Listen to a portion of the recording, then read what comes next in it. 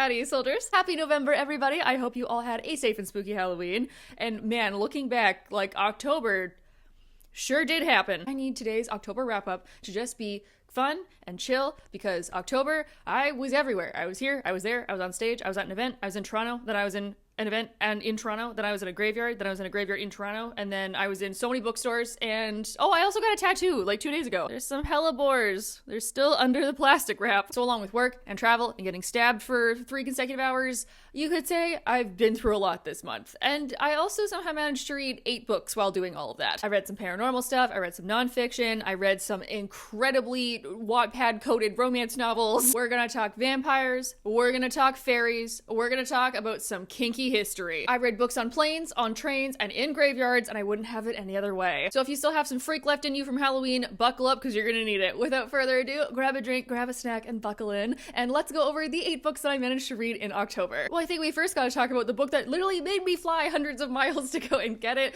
and that is Wild Blood by AJ Vrana, aka the reason that I was in Toronto. Oh, sorry, Toronto. I flew in for the release of this, and it was so fun getting to see her again in person, and the event was incredibly fun, including the dive bar that we went to afterward, which would make Kai proud. AJ Vrana is the author of the Chaos Cycle duology, and Wild Blood is an extension, companion, sequel novel to that duology, although you don't have to have read the originals to read this as a standalone. This sees our characters Kai and Mia 5 years after the events of the duology, and they are in a totally new city with totally new problems. Underground fighter, overall badass, and sometimes werewolf Kai Donovan finds himself beholden to the underworld of the criminal South Boston when he loses a fight against another paranormal creature. Whereas his partner Mia, who is a dream walker, is investigating some paranormal activity and finds out that there might be another one of her kind around. As their missions converge, Kai's bloody past comes to haunt him and old wounds begin to fester again, and he's gonna have to face his trauma head on if he wants to save the life that he's fought so hard for. Now, as a personal friend, I might say that I'm a little bit biased. However, I think her writing is amazing. It's like harnessed emotion. It's this beautiful prose that is almost overwritten, that swaps back and forth between bleak and beautiful and crass. The action sequences will just like punch you in the face with how high energy and adrenaline filled they are. The side characters shine. They almost outcompete the main characters for screen time. They're just so funny. I love Amma. I love Crowbar. It's inevitable authors put a little bit of themselves into every book, and in here I can really see AJ's utter bafflement and visceral hatred towards fluffernutter sandwiches. And I love Kai and Mia together so much. They are an established couple by this point, and you can see how deeply they care for one another. If hot, sexy, sometimes werewolf, violent underground fighter Kai Donovan can go to therapy, so can you. This reads so raw in a way that I've never experienced in like a fantasy romance type of book. And I think it is because Kai is, he's the alpha guy, he's strong, he's sexy, ooh, shadow daddy, like kind of vibe. Actually, no, it was established earlier that Kai is not daddy, but he is an equally powerful being. We see him covered in blood and breaking bones and getting down and dirty with his girlfriend, but then we also see him spilling his feelings in therapy, but he's still standoffish and grumpy in therapy, which is just, he's so real of a character. If you're a paranormal lover, if you're a dark romance girly, I would highly recommend picking this up. I had a ton of fun with it. Just be warned that it's maybe a little bloodier than you're expecting it to be. Another Torontonian book purchase I got at Little Ghost Books, which is a fully horror bookstore, which was incredible, and the owner was so cool. They specialize in horror, but they also have horror adjacent things. So they also have dark fantasy and darker YA books and monster romances. And so I picked up a copy of The Succubus's Prize by Katie Robert. I have read this, but I've never seen it in physical form, so I had to grab it and, support the bookstore. This is part of a 6-part spicy, sexy deal with a demon series where a human woman is making a deal with a demon for some reason or another. The Succubus's Prize is a sapphic standout on this list where our main character Belladonna signs a deal with the demons to get money for her sister's cancer treatments, which her parents are not paying for because they are very religious and thinks that if God wills it, then she'll get better. So Belladonna strikes this deal and is given to Rusalka, who is the overlord of the Insomnoir court, which is like the succubi and incubi. They're a hot she-they who has goat legs and also is on fire. And it's actually this really sweet book about healing from your religious trauma and overcoming guilt and shame about your body and conversations over power and consent and trusting your partner. Now, of course, this is a spicy novella and it's Katie Robert, so the spice is, freaky and phenomenal. How do I explain the sexy times? They're like breeding kink, but in a good way. And I say that as somebody who does not find any of that attractive. But truly, this has no right to hit as hard as it does. Like, one of the demons, Romanu, is arguing with Belladonna over, like, her purpose there, and they say, and why is it that you want to help people so desperately? Is it out of genuine desire, or is it because you don't think you have worth if you're not of use? Excuse me? Damn, I was not expecting you to come for me that hard. At least not like that. At least I was expecting the demon orgy. And a special little thing that I found out once I got it home is that it is signed, and it says, I hope this book feels like a gentle, if a little painful hug from me to you. You're doing wonderfully. Don't let anyone tell you otherwise. Oh my god, Katie! Not gonna lie, it feels a little weird, as that is like the intro to people getting railed out of their mind by demon appendages, but like, the sentiment is there. I think that's really sweet. You know what? Let's go from one kinky lady to another. Let's talk about one of the first nonfiction books that I finished this month, which was Kinky History by Esme Louise James, who's writing a PhD on sex history and started a series on TikTok about the weird kinks of history, no pun intended, and found extreme fame and success. And I've been watching her for years since she started, and so I thought that, you know, I had to pick up her book when it finally came out. This is truly what it says on the can. This is stories and anecdotes and research and statistics that she has as she was building her PhD. From the past to the present, she's speaking all about what sex means, what intimacy means, what it means to us now, and how it's changed. People have a weird way of talking about sex and fetish and kink where it's like, oh, up until the year Y2K, no one ever had a single thought about it, and then suddenly, oh, it's this big explosion of craziness and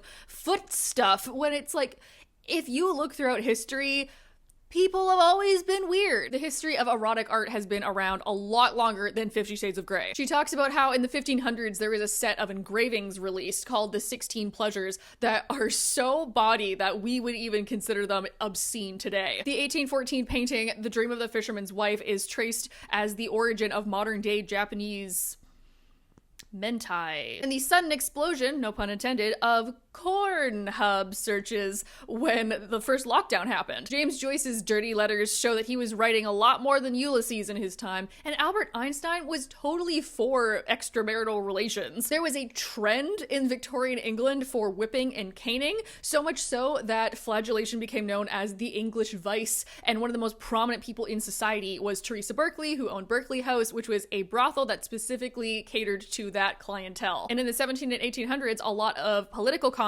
were specifically linked with prawn, which in turn then spread fears of inadequacy both in the boardroom and the bedroom. It's a fun and accessible book. It's all about breaking down taboos and really showing how fast perspectives can change. And she narrates this herself, which is very fun because she has this kind of gleeful, animated way of talking where it really does feel like you just sat down with a friend over a bottle of wine and they're like, let me tell you about the wildest stuff that I found out today. She does have this interesting framing device where it's like, oh, you're welcome at a dinner party, and like each one of the guests is like one of the people that she talks about in her book, and at times it felt a little overdone, but it's original, I guess, so I'll give it to her. So if you do watch her TikToks, it's a bit repetitive, but it's like, it's her research, so I can't really blame her for that. This next book I do have some conflicting feelings on, because I did like it, but I also felt like I was wearing nostalgia goggles the entire time. If you love Wattpad romance novels, specifically those ones written between 2011 and 2016, you're going to love Archer's Voice by Mia Sheridan. I thrifted this a couple of months ago because I saw people talking about it online and I wanted to get more into romance novels, and literally it says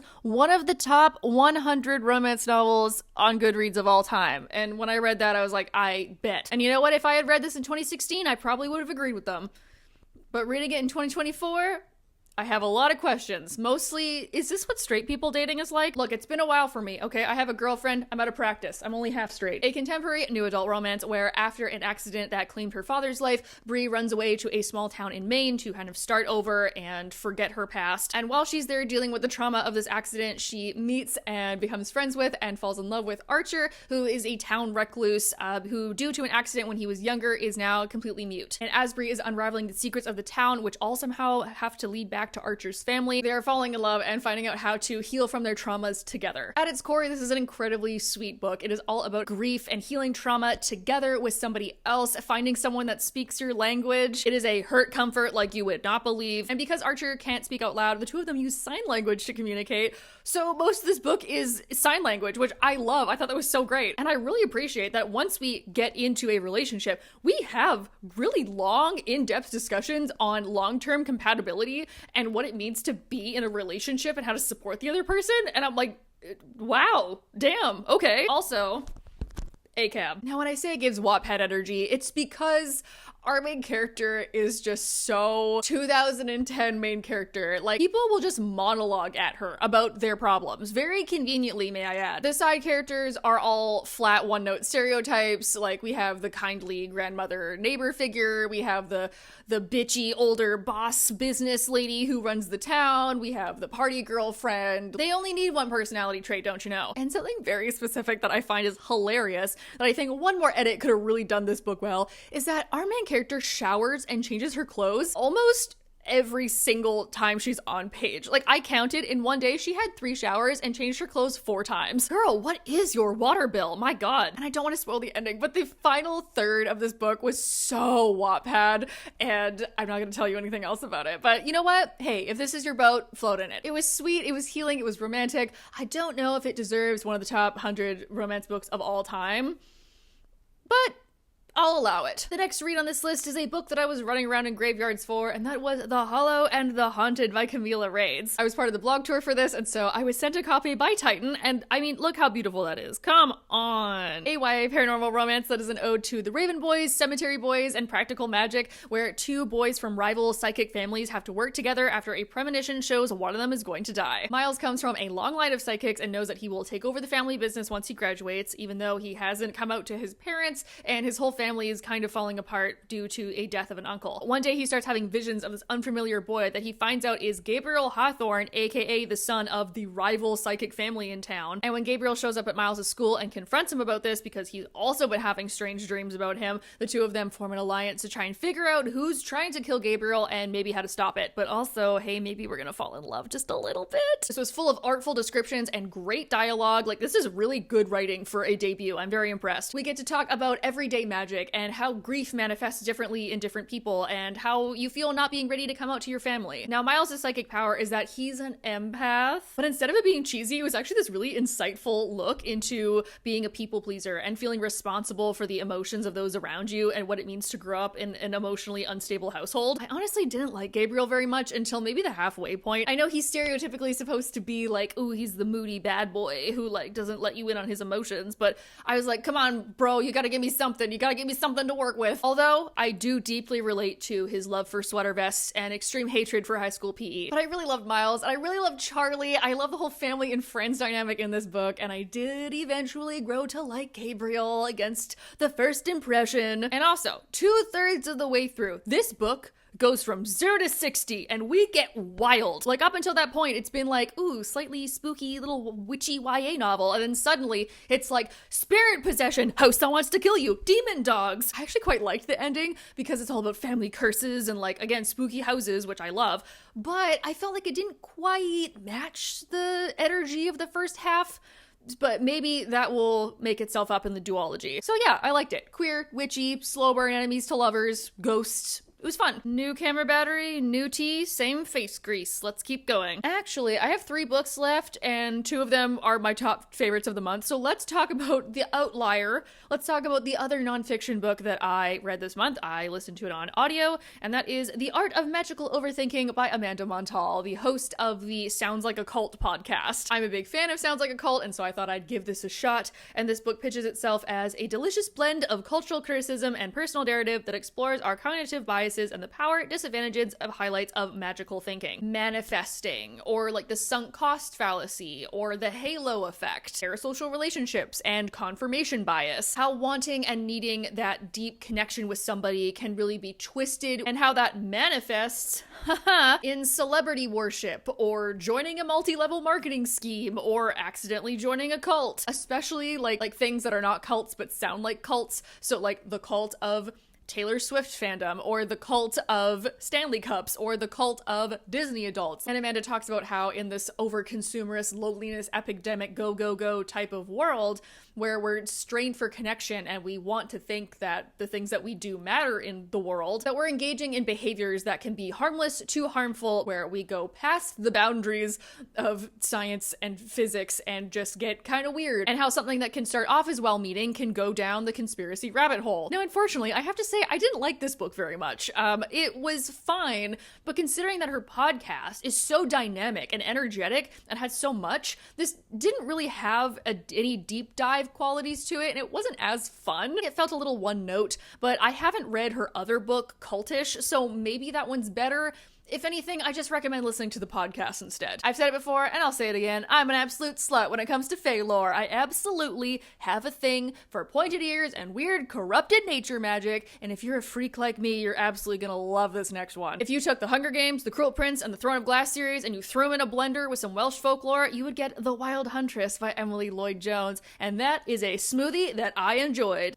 Good soup. Every 5 years, the human kingdom and the Fae kingdom will come together in the Wild Hunt, where there is a one night of hunting. Everybody trapped inside the forest is fair game, and the winner gets a favor from the other king. And the year of the Wild Hunt is once again upon us, so we follow the Huntress, the Trickster, and the Prince as all three of them band together in hopes of winning this favor. Branwen, aka the White Crow, is a Fae assassin who is hoping to gain the favor in hopes of healing her ailing mother. Gwydion is a trickster magic user from a neighboring court who is hoping to keep his tyrannical older brother off of the throne of their country. And Pryderi is prince-born and monster-raised, and he doesn't really care about the hunt, but wants to know where he belongs and thinks that this will awaken something in him. So though the three of them strike an alliance to survive the hunt, all's fair in a game of love and the hunt, and oh man, stuff happens. It's surprisingly funny. It has some macabre twists and has a really good discussion on power and privilege. I love the Fae folklore in this. It is Welsh-based, and the idea that because humans' ironworking is like affecting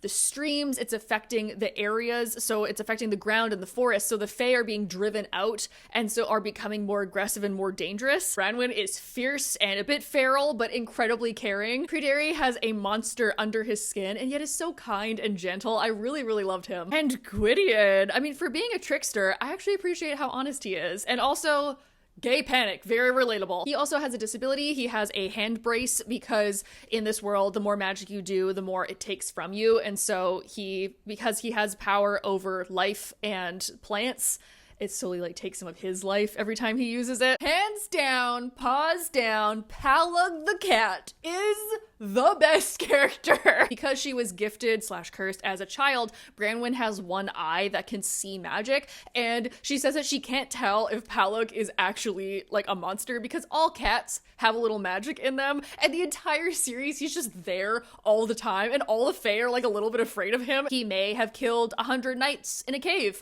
We don't know, but you better give him some chin scritches just in case. And I loved the ending. It reminded me a little bit of Lord of the Rings meets Narnia, and like as a Prince Caspian girly, this really did it for me. Wild magic and like the age coming to a close and this once great figure giving a sacrifice, and it's like delicious. My main complaint is that this technically is like an older YA. I think all our characters are like 18 to 20-ish, and I just wish that it had been pushed a little farther. Like, I just wanted it to be like a little darker, just like a little grittier, you know? But that aside, I absolutely adored this, and I've been meaning to read Emily Lloyd-Jones for a long time, and this is my first book of hers. I got this in a Book of the Month sponsorship, and I'm so glad I did, but that means that I'm gonna have to go and like read her backlist now, which like, oh no. And lastly, excuse me while I fortify myself one more time. My favorite book of October is a sapphic, modern-day gothic vampire novel that has some of the most beautiful writing I have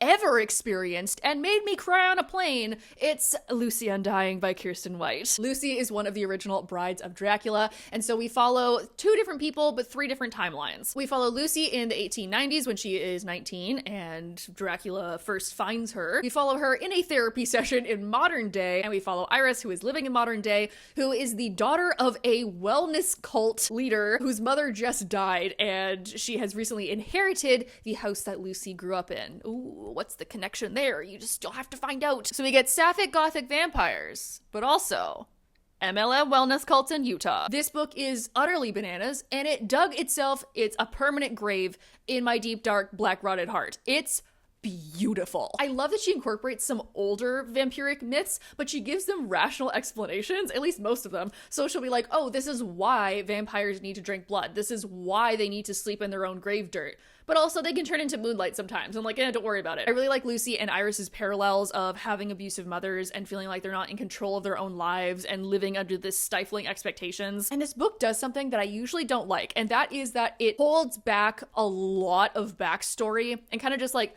gives you a little hint every once in a while. But the way that she does it, the pacing of it is unhinged. So you're like, whoa, whoa, whoa. I'm gonna need you to go back. I'm sorry, what? But then we just don't hear about it for like 3 chapters. And I'm like, I'm gonna go insane. Especially as we're filling in Iris's backstory, as we're learning from Lucy's journal back from when she was human. And there's just this creeping sense of dread as you, the reader, start to piece together how it all fits in. And damn, this hits hard. This has some of the most beautiful descriptions of home and guilt and loneliness and longing that I have ever read. Home is a funny concept, isn't it? One that we hold sacred, whether we realize it or not. If a home was safe, we carry that feeling with us. And if a home wasn't safe, we can't shake the scars of that violation. We never forget the violence of losing a home, or the pain of never having been given one, or the comfort of having lived in one filled with love and community. The longing for home is a universal human experience, and there are few of those. I think that's why vampires carry such fear and awe of homes with us beyond the space between life and death. Entering one without an invitation is a line we cannot cross. Home is sacred and traumatic on both sides of mortality. Forever yours, because as you said, forever is composed of nows. I'm yours now, and I've been yours since that very first now, and that's an infinite collection of nows that you can hold on to. Time isn't real, but moments are. Don't forget, if my heart beat, it would beat your name.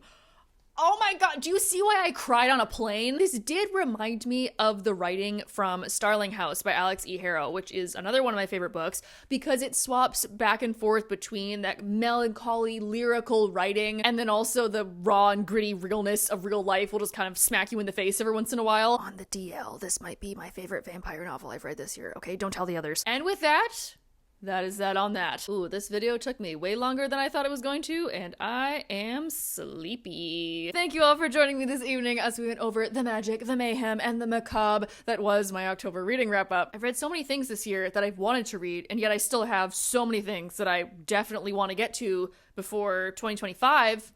And just 2025, that's not a real year. What are you talking about? I'm not having an existential crisis. You're having an existential crisis. Anyways, leave down below what you read this October, if you've read any of this stuff, if you want to fangirl. But whatever you do, absolutely do not recommend me any more books. Okay? We're cut off. I accidentally bought 4 more books when I was in Toronto, okay? And I had to schlep those home in my carry-on. Also, hey, fun fact, do you know that you can put human bones in a carry-on and they won't stop you at customs? One of the places that I went when I was in Toronto was the Skull Store, which was freaking sick, and I bought some bison teeth and a single human tooth as my souvenir, so that was fun. And apparently you can just put them in a carry-on. As long as they're not aquatic. We talked to the lady that was there, and as long as it's not in a wet sample or an aquatic creature, you can fly with it. And on that note, we're gonna have to wrap this up because I have to go back into the office for the first time in like 2 weeks tomorrow, so we better start getting ready for that. I thought my mortal enemy in life was stairs, but it is in fact meal prep. You know where I click to like the video, you know where I click to subscribe. I hope you guys are all having a nice day or night wherever you are, and I will see you all next week. Bye!